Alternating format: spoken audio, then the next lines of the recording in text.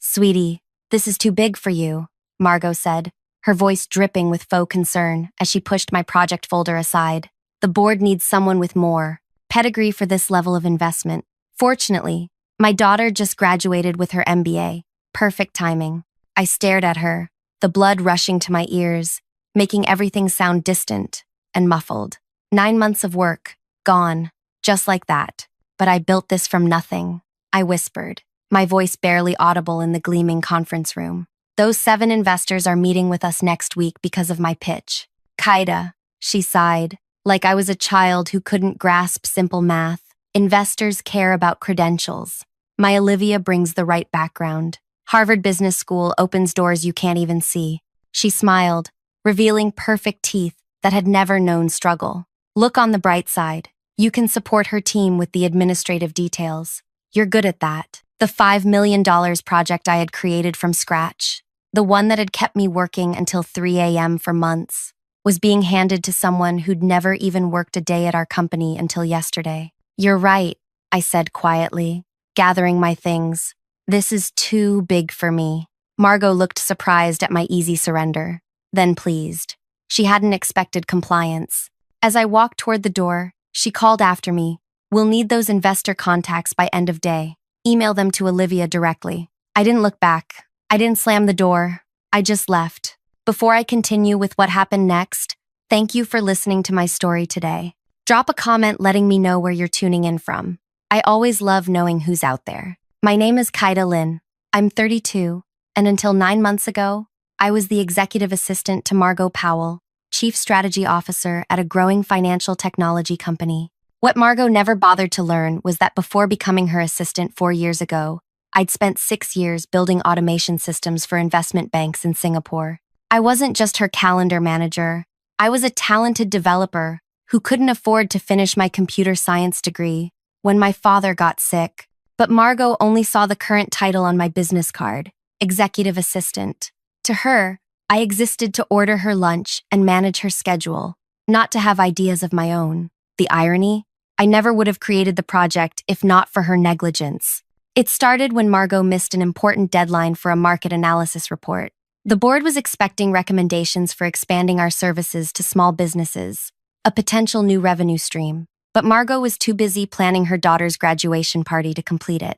Can you just put together some notes? She'd asked casually 3 hours before the board meeting. Nothing fancy, just so I have something to present. I stayed late, pulling data, creating visualizations, and writing a comprehensive analysis.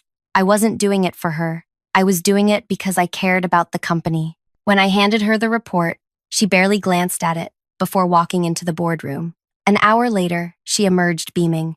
They loved it, she said, surprised. They want us to develop a full proposal. That's when I saw my opportunity. I've actually been thinking about this market segment for a while. I have some ideas about how we could approach it differently than our competitors. She laughed. That's sweet, Kaida, but this needs strategic thinking.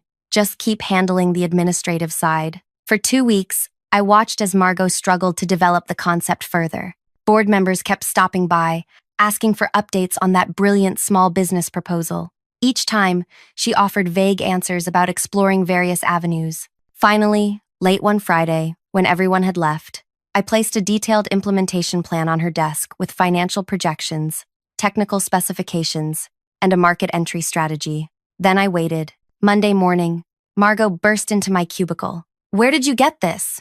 she demanded, waving my proposal. "I wrote it," I said simply. "You?"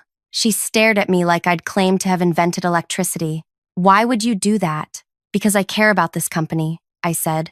"And because I can." She studied me for a long moment. "The board meeting is Thursday.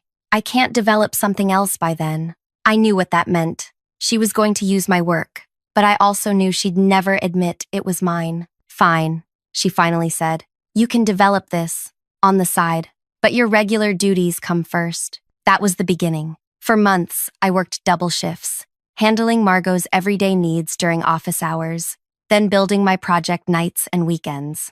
I assembled a small team of believers, Devin from engineering, Faye from marketing, and Zeke from analytics. They saw the potential when nobody else did. We called it Bridge. a platform connecting small businesses with microloans and financial services typically only available to larger corporations. What made it unique was the algorithm I designed that assessed risk based on patterns human analysts often missed. Internal testing showed a 43% higher accuracy rate in predicting successful loan repayments. The board was impressed enough to allocate preliminary resources. That's when everything changed. Suddenly, Margot was attending all our meetings, inserting herself into investor conversations, making sure she was photographed standing next to me during presentations. Kaida and I have been developing this concept together, she'd tell potential investors, her arm around my shoulders. I never contradicted her. The project was more important than my ego. By month 7, we had 7 serious investors interested. Not just interested, excited. Term sheets were being drafted, implementation plans finalized.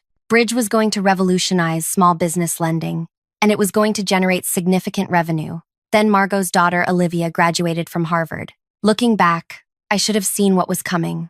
The way Margot started excluding me from certain meetings. How she began referring to Bridge as this project I've been spearheading in company-wide emails. But I was too focused on the finish line. Securing the final investment, launching the platform, helping small businesses that reminded me of my father's struggling restaurant. The morning Margot took Bridge away from me, I'd just finished confirming our presentation schedule with all 7 investors for the following week. They were flying in specifically to meet with me. 3 from Boston, 2 from Austin, 1 from Toronto, and 1 from San Francisco. Each had worked directly with me for months. They knew my voice, my vision, my understanding of the technical architecture. They'd asked me hundreds of questions, and I'd answered each one with precision and honesty. And now Olivia, who knew nothing about Bridge beyond what was in that folder, would be meeting them instead. As I walked out of the building, my phone buzzed with a text from Devin. How'd the meeting go? I didn't answer. I couldn't find the words. Instead, I went to the small park across from our office and sat on a bench, watching people rush by. Everyone had somewhere to be, something important to do. Yesterday, that was me. Today, I was just a woman on a bench with a hollow feeling in her chest. My phone kept buzzing. Messages from Faye and Zeke now too. They knew something was wrong. We'd been scheduled to meet after my conversation with Margot to finalize our investor presentation. Finally, I texted our group chat, meeting room B, 15 minutes. When I walked in, their faces showed immediate concern. What happened? Devin asked, pushing his glasses up nervously. I took a deep breath. Margot is taking over Bridge. She's putting her daughter Olivia in charge. Silence fell over the room. Then Faye spoke, her voice tight with anger. She can't do that. This is your project. Apparently she can, I replied. She's already done it. Zeke shook his head. The investors won't accept this. They've been working with you directly for months. Margot thinks Olivia's Harvard MBA will impress them more than my work, I said, the words bitter on my tongue. Devin slammed his hand on the table. This is wrong. We need to fight this. I looked at each of them, my team, my friends, and made a decision that would change everything. No, I said firmly. We're not going to fight. They stared at me in confusion. We're going to do something much more effective. I leaned forward, lowering my voice even though we were alone. We're going to let Olivia take over, completely. Faye shook her head in disbelief. Let her take over? After everything we've built? Not just let her, I clarified. We're going to step all the way back. Devin crossed his arms. I'm not following. Think about it, I continued. Bridge isn't just a proposal anymore. It's a complex system with technical architecture that only we truly understand. The investors have specific questions about implementation, risk assessment algorithms, market penetration strategy. Zeke's eyes widened as he caught on, and Olivia knows none of it. Exactly. I pulled out my notebook and opened to a fresh page. The investors are coming next week expecting detailed answers. They've been working with us for months. They know what questions to ask. So we just… What? Let Olivia crash and burn? Faye asked, her voice uncertain. We do our jobs, I said firmly. Nothing more, nothing less. No sabotage, no undermining, just professional boundaries. I wrote 4 names on the paper. Devin, you've been the lead engineer explaining the technical architecture to investors. From now on, You only discuss technical details when directly asked by Olivia or Margot. Devin nodded slowly. Faye, you've built relationships with all the market research contacts. Same rule applies. Only share information when directly asked specific questions. What about me? Zeke asked quietly. You've created all our financial models. The investors trust those projections because you've walked them through your methodology. Now, Olivia will need to do that. The room fell silent as they absorbed what I was suggesting. We're not sabotaging anything, I continued. We're just stopping the invisible work we've been doing. The explaining, interpreting, smoothing over confusion, anticipating questions. All the things no one notices until they're gone. Devin leaned forward. What about the investors? Do we ignore their calls? No, I said. We forward them to Olivia. She's the project lead now, remember? And if Margot orders us to help? Faye asked. We help, exactly as instructed. No more and no less. I closed my notebook. We can't control what Margot does, but we can control how much of ourselves we give to a project that's been taken from us. As we left the meeting room, I felt a strange mixture of sadness and clarity. For 9 months, I'd poured myself into Bridge. Now I was preparing to watch it struggle without me. Back at my desk, I opened my laptop and composed a brief, factual email to each investor. I wanted to inform you that leadership of the Bridge project has changed. Olivia Powell will be taking over as project lead, effective immediately. She'll be your main contact going forward and will present at next week's meetings. Thank you for your continued interest in Bridge. No emotion, no details explaining why, just the facts. Within an hour, my inbox filled with replies, confusion, concern, questions about what this meant for their investments. I forwarded each one to Olivia without comment. At 3:42 p.m., Margot appeared at my desk, her face tight with controlled anger. What did you say to the investors? She demanded. I informed them about the change in project leadership, I replied calmly. As you instructed, they're calling me with concerns. I'm sure Olivia can address those in her meetings next week. Margot's eyes narrowed. I expect you to brief Olivia thoroughly on everything. Every detail, every investor preference, every technical specification. You'll sit with her all weekend if necessary. I nodded. Of course. I've already sent her the presentation files. That's not enough, and you know it, Margot snapped. She needs to understand what's in your head, too. All the relationship details you've built with these investors. I looked up at her. I'll answer any specific questions Olivia has. Margot stared at me for a long moment. Be in the large conference room tomorrow morning at 8 a.m. Olivia will have questions. After she left, I sat very still, breathing deeply. This was the test. Could I truly let go? Could I watch something I created struggle without rushing in to save it? That evening, I couldn't sleep. I kept thinking about all the late nights, the weekends spent refining algorithms, the calls with potential customers to understand their needs. Bridge wasn't just a project, it was a piece of me. At 8 a.m. sharp, I entered the conference room, where Olivia sat, surrounded by printouts of my presentations. Like her mother, she had perfect posture and expensive clothes. Unlike her mother, she looked terrified. Good morning, I said politely. Mom said you'd answer my questions. She began without preamble. I will. She pushed a stack of investor profiles toward me. Tell me about them, their personalities, what they care about, how they like to be approached. I sat down. What specific questions do you have about each investor? Olivia frowned. I don't know what I don't know. Just tell me everything important. That's quite broad, I replied. Perhaps you could review their meeting notes and emails, then ask me about anything that's unclear? Her frustration grew visible. I have 5 days to prepare for 7 major investor meetings.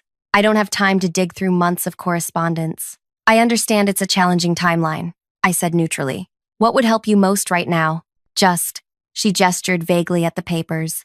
Tell me about the project, in your own words. For a moment, I was tempted. I could paint the vision that had kept me working until dawn so many nights. I could explain how Bridge would transform access to capital for small businesses like my father's. I could make her understand why this mattered. Instead, I opened the project overview document. Bridge connects small businesses with microloans using proprietary risk assessment algorithms. The market potential is approximately $5 million in the first year of operation. She stared at me. That's it? That's your pitch? That's the executive summary, I replied. The full details are in these documents. For 3 hours, we continued this dance. Olivia asking broad questions, me responding with precise but minimal answers. I wasn't being difficult. I was simply refusing to do the interpretive work, the translation of complex ideas into digestible narratives that had been my hidden value all along. By 11 a.m., Margot joined us, clearly unhappy with our progress. This isn't working, Olivia told her mother. She's not really helping. Margot turned to me. What's the problem, Kaida? No problem, I said. I'm answering Olivia's questions as asked. Then answer better, Margot snapped. The investors are expecting detailed presentations on Tuesday, and Olivia needs to understand everything by then. I nodded. I've provided all the presentation materials. Is there something specific missing? Margot's phone buzzed. She glanced at it and frowned. Richard from Altura Capital is asking for you directly. He wants to touch base before Tuesday's presentation. Richard was our largest potential investor. He'd been enthusiastic about Bridge from our first conversation 6 months ago. Should I call him back? I asked. No, Margot said quickly. Olivia will call him. You'll sit in and help only if needed. As Olivia nervously dialed Richard's number, I felt a twist of something like grief. These investor relationships were built on trust I'd earned through hundreds of honest conversations. Now I was watching that trust transfer to someone else, or more likely, evaporate entirely. Richard, hi, this is Olivia Powell. I'm the new project lead for Bridge. I watched Richard's name on the phone display as Olivia launched into an explanation about her background and qualifications. After a minute, Richard interrupted her. That's great, but I was hoping to speak with Kaida. Is she available? Olivia glanced at her mother, who nodded reluctantly. She's here with me. Let me put you on speaker. Kaida? Richard's voice filled the room. What's going on? I'm getting emails about leadership changes right before our final meeting. I felt Margot's eyes drilling into me. Yes, there's been a change in project leadership. Olivia will be taking Bridge forward from here. I see. His tone cooled noticeably. And you? Are you still involved? Before I could answer, Margot cut in. Kaida will be supporting Olivia's team in an administrative capacity, but Olivia brings valuable expertise from her Harvard MBA program that will enhance the project significantly. The silence that followed felt endless. I understand, Richard finally said. Well, I look forward to Tuesday's presentation. I'll have some additional questions about the risk assessment algorithms and implementation timeline. After the call ended, Margot turned to me. This is exactly why we need you to properly brief Olivia. The investors are nervous. I'll help however I can, I said, my voice even. What questions do you have about the algorithms, Olivia? Olivia looked panicked. I don't even know what questions to ask. Can't you just explain how they work? I pulled up the technical documentation. The algorithms use natural language processing to evaluate loan applications, combined with traditional credit metrics and alternative data sources. But what does that actually mean? She pressed. It means the system can read application text and find patterns human analysts might miss, I explained. It's all detailed in Devon's technical overview. Devon from engineering? Olivia asked. Maybe I should talk to him directly. Good idea, I agreed. As the day continued, Olivia grew increasingly overwhelmed. The more she learned about Bridge, the more she realized how much she didn't know. By 4 p.m., she had spoken to Devon, Faye, and Zeke, each providing technically correct but minimal information without the connective tissue that would make it meaningful. That evening, I received an urgent text from Margot. My office, 8 a.m. tomorrow. When I arrived the next morning, Margot was already there, looking like she hadn't slept. This isn't working, she said bluntly. The investors are concerned about the transition. 2 have already requested postponing Tuesday's meetings. I waited silently. I need you to fix this, she continued. Prepare Olivia properly or join her in the investor presentations. I thought I wasn't qualified to lead this project, I said quietly. Margot's expression hardened. Don't play games, Kaida. You know what's at stake here. Yes, I do. I maintained eye contact. Bridge could transform financial access for small businesses. It could help people like my father, who lost his restaurant because he couldn't get a small business loan during the downturn. Margot looked startled. I'd never mentioned my personal connection to the project before. I didn't realize. No, you didn't, I said. Because you never asked why I created Bridge in the first place. We stared at each other across her desk, the power dynamic shifting subtly between us. What will it take? She finally asked. To get you fully on board with this transition? I considered my next words carefully. This wasn't about revenge. It was about recognition and respect. I'll help Olivia succeed, I said slowly. But I need something in return.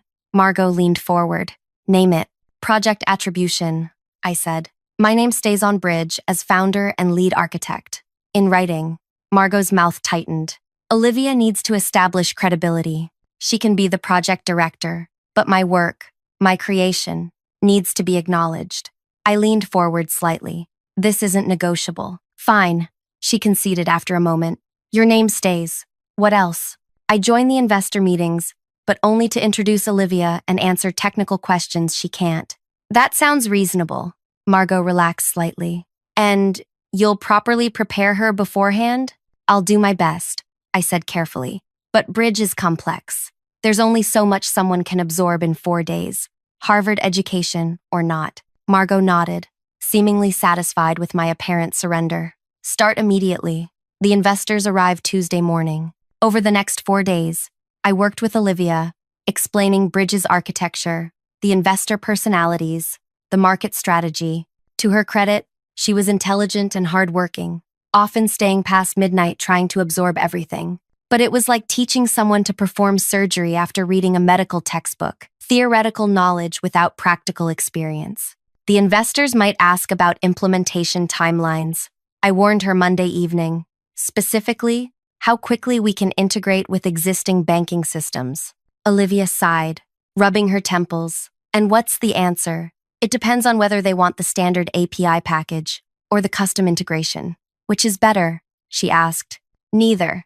They serve different needs. Richard from Altura prefers the custom approach because his portfolio companies need specialized features. Elena from Pioneer wants standardization for easier scaling. How am I supposed to remember all these individual preferences?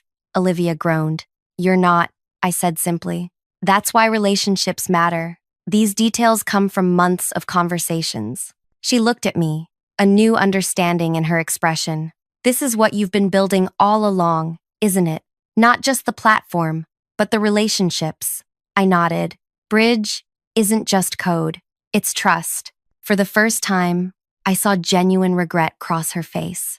I didn't ask for this project. You know, Mom insisted I take it. Why did you agree? I asked, genuinely curious. Olivia stared at her hands. Because saying no to my mother isn't something I've learned how to do yet. The response surprised me. I'd been so focused on my own feelings of betrayal that I hadn't considered Olivia might be trapped in her own way. Help me get through tomorrow, she said quietly. After that, well, we'll see. Tuesday morning arrived with a knot of tension in my stomach. The 7 investors would be meeting with us individually throughout the day, starting with Richard from Altura Capital. Ready? I asked Olivia, as we waited in the conference room. Not remotely, she admitted, but I'm going to try my best. When Richard entered, his expression brightened upon seeing me. Kaida, good to see you're still involved.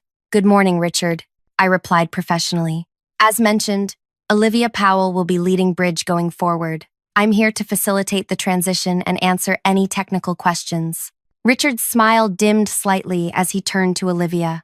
Miss Powell, your mother speaks highly of your capabilities. Thank you for coming, Olivia said, her voice steadier than I expected. I'm excited to discuss how Bridge aligns with Altura's investment strategy. The meeting began well enough, with Olivia following our prepared outline. But when Richard began asking detailed questions about the risk assessment algorithms, she struggled. The, algorithms use natural language processing, she began, repeating what I'd told her. Yes, but how exactly does it weigh unconventional data against traditional credit metrics? Richard pressed. That was the breakthrough Kaida explained last month. Olivia glanced at me, panic flashing across her face. I stepped in smoothly.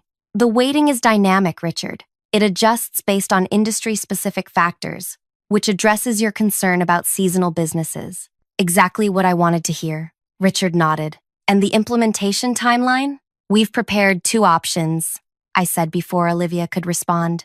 The standard API integration you mentioned was too limiting for your portfolio companies, so we've developed a custom approach that preserves flexibility while maintaining security protocols. Richard smiled. This is why I've been excited about Bridge from the beginning. You understand exactly what we need. The rest of the meeting continued similarly. Olivia presenting the basic outline, me jumping in to provide the detailed answers that maintained investor confidence. By the end, Richard seemed satisfied, though he directed most of his questions to me despite Margot's obvious frustration from the corner where she observed. As Richard left, he shook my hand firmly. Let's talk soon, Kaida. I have some thoughts about the rollout strategy. Before Olivia could thank him for coming, he was gone. That went well, Margot said, joining us at the table. I stayed silent, letting her interpret Richard's behavior however she wanted. The next investor, Elena from Pioneer Ventures, arrived 30 minutes later. Her meeting followed a similar pattern, with Olivia handling the presentation and me fielding the technical questions. By the end of the day, after all 7 investors had come and gone, a pattern had emerged. Each one directed their substantive questions to me, barely acknowledging Olivia beyond basic courtesy. Despite my attempts to include her in the conversations, the investors had made their preferences clear. As the last investor left, Margot pulled me aside, her voice tight. This isn't what we agreed to. You're undermining Olivia. I'm answering questions when asked. I replied calmly. That was our agreement. You're making her look incompetent.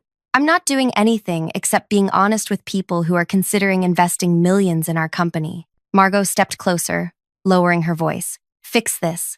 By tomorrow, I want those investors seeing Olivia as the face of Bridge. Find a way to make that happen, or your attribution agreement is void. After she stormed off, Olivia approached me cautiously. That wasn't your fault. I'm the one who couldn't answer their questions. You did well with what you had, I assured her. Nobody could master this material in 4 days. She bit her lip. What happens tomorrow? 3 more investor meetings, potentially the final decision on funding. And after that? She asked. After that, Bridge either moves forward with funding or it doesn't. That night, I couldn't sleep. Everything I'd built was hanging in the balance. Bridge wasn't just a project. It was my vision for helping small businesses like my father's. The thought of it falling apart because of corporate politics made my chest ache. At 2 a.m., my phone lit up with a text from Devin. You awake? Yes, I replied. Meeting room B, 30 minutes. Emergency team meeting. When I arrived, Devin, Faye, and Zeke were already there, faces grim. What's happening? I asked. Margot emailed us all individually, Faye explained. She wants us to prepare Olivia to handle all technical questions tomorrow. No backup from you allowed. Devin pushed his glasses up. She's setting her daughter up to fail. Or setting you up, Zeke added. Either way, Bridge is in trouble. I sank into a chair. The investors won't commit if they don't get clear answers tomorrow. What do we do? Faye asked. If we try to cram more information into Olivia's head overnight, she'll just freeze up worse. And if we don't, Devin added, the project dies. We sat in silence, the weight of 9 months' work pressing down on us. Finally, I looked up at my team, the people who had believed in Bridge from the beginning. I think it's time for Plan B, I said quietly. We have a Plan B? Zeke asked. We do now. I pulled out my phone and began typing an email. I need you all to trust me one more time. At 8 a.m. the next morning, I arrived at the office to find Margot waiting at my desk. Where were you last night? She demanded. Olivia said you were supposed to continue her preparation. I had something important to take care of, I replied, setting down my bag. More important than Bridge? She asked incredulously. Actually, yes. I met her gaze steadily. The first investor arrives in an hour. Olivia should review the presentation one more time. Margot stared at me suspiciously but left without further questions. At 9 a.m. sharp, Marco from Thompson Capital arrived for our meeting. As we settled into the conference room, I noticed Olivia looked surprisingly calm compared to yesterday. Before we begin, Marco said, I received an interesting email last night. I'd like to discuss that first. Margot shifted in her seat. What email? Marco pulled out his tablet. It was from Kaida, actually. Subject line, Bridge. The complete truth. The room went silent. Margot turned to me, her expression murderous. What did you do? She whispered. Before I could answer, the conference room door opened, and Richard from Altura Capital walked in, followed by Elena and the other investors from yesterday. "Sorry we're late," Richard said, though he didn't look sorry at all. "Kaida invited all of us to join this morning's session. Hope that's okay." Margot stood up, her professional mask firmly in place despite the unexpected development.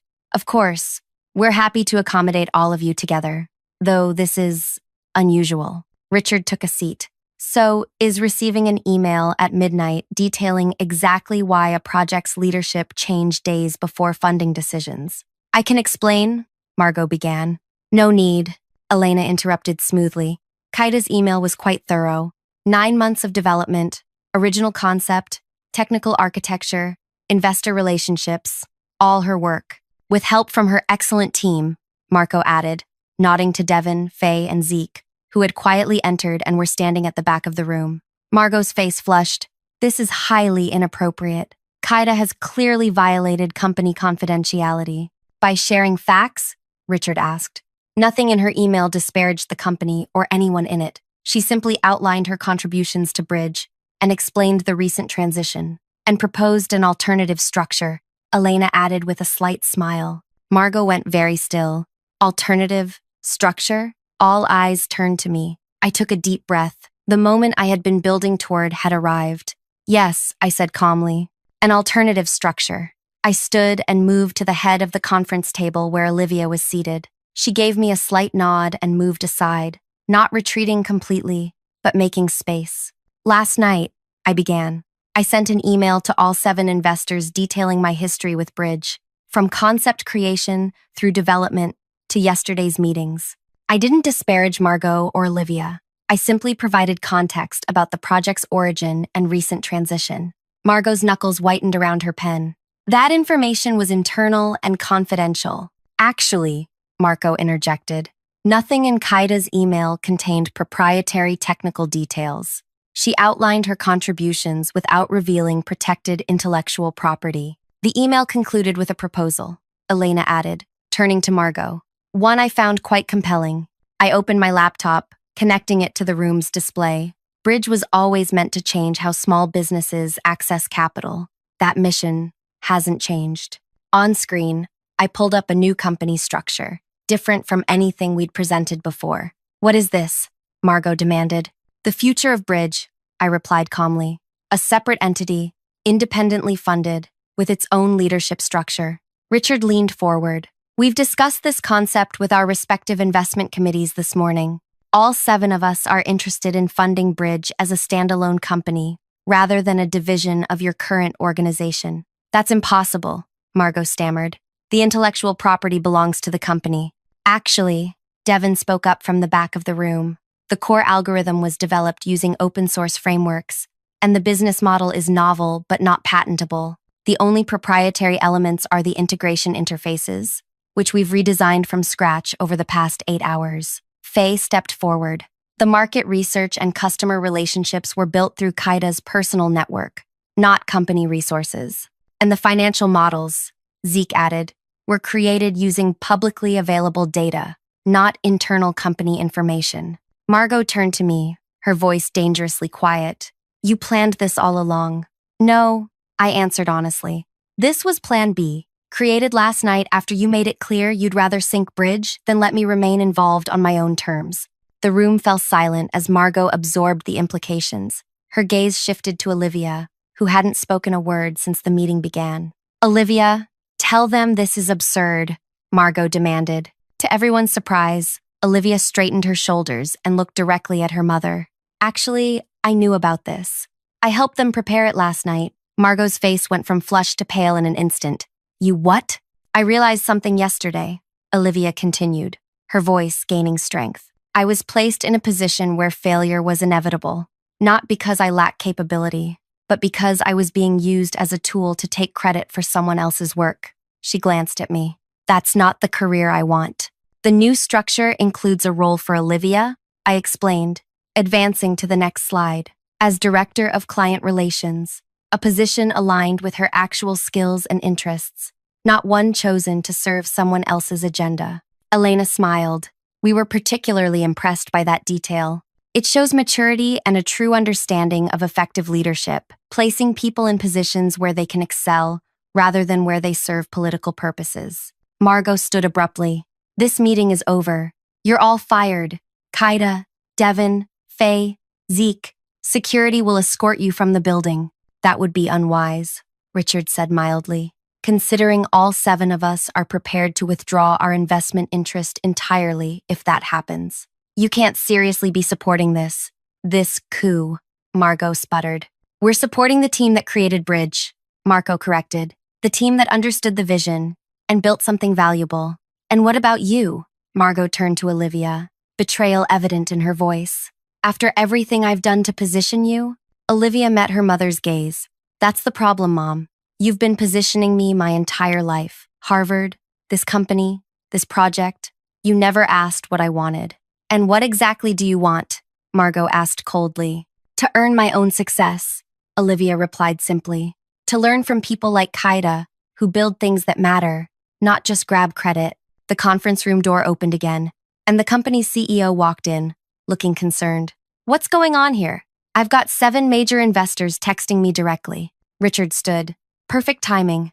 We were just discussing the future of Bridge, either as an independent entity led by its original creator, or not at all. The CEO looked from Richard to Margot to me, quickly assessing the situation. Perhaps we should continue this in my office, he suggested, his expression unreadable. For the next 4 hours, negotiations continued in the executive suite. Terms were proposed, rejected, and revised. Corporate attorneys were called, documents were drafted. By late afternoon, an agreement was reached. Bridge would become a separate company with initial funding of $7.2 million, significantly more than the original $5 million projection. The intellectual property would transfer to the new entity in exchange for a 12% ownership stake for our former employer. The original team, myself, Devin, Faye, and Zeke, would form the core leadership, with me as CEO. Olivia would join as Director of Client Relations, bringing her Harvard network but earning her position through actual contribution. As for Margot, she remained at the original company, her influence severely diminished. The board had questions about her management approach that would take months to answer. Her daughter's very public decision to join our new venture spoke volumes. 3 months later, Bridge launched its platform. The response exceeded even our most optimistic projections, with over 600 small businesses applying in the first week. Our algorithm identified promising ventures that traditional lenders had overlooked, providing capital to entrepreneurs who reminded me of my father. 6 months after launch, we became profitable, an almost unheard-of timeline for a fintech startup. 1 year in, we expanded internationally, bringing our platform to emerging markets where small business lending was even more constrained. I occasionally saw Margot at industry events. She avoided eye contact, steering clear of any conversation. I heard through connections that she had been moved to a different division with fewer responsibilities, not fired, but effectively sidelined. A career setback she might never fully recover from. Olivia flourished in her role, proving herself through genuine contribution rather than family connection. She and I developed an unexpected friendship built on mutual respect and a shared vision for Bridge's future. On the anniversary of our launch, I received an envelope with no return address. Inside was a handwritten note in unfamiliar handwriting. My restaurant failed because banks couldn't see past my accent and immigrant status. If Bridge had existed then, maybe my daughter wouldn't have had to drop out of college to support me. Thank you for building what was missing when I needed it. A small business owner who got a second chance. I never discovered who wrote it, but I framed that note and hung it in my office. It reminded me that the best revenge against people who try to diminish you isn't their downfall. It's your success on your own terms. My father never got to see Bridge succeed. He passed away 6 months before our launch, still carrying the shame of his failed restaurant. But I like to think he would understand that his struggle wasn't in vain. It became the foundation for something that now helps thousands of people like him. Margot took my project, but she couldn't take my vision or my determination. In trying to give her daughter an unearned advantage, she instead taught her the most valuable lesson. True success comes from building something meaningful, not from taking credit for others' work.